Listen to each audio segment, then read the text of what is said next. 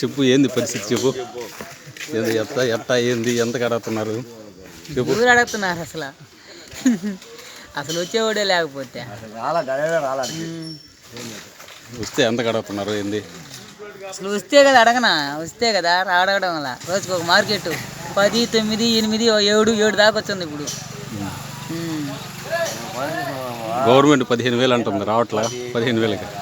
15,000 అంటుంది, వీళ్ళు తీసుకుంటే కదా. అవన్నీ ఒట్టి మాటలు, ఇవన్నీ జరిగేదిలే పెట్టేదిలేనా. సొసైటీ తరపున ఏమన్నా ఎత్తున్నారా?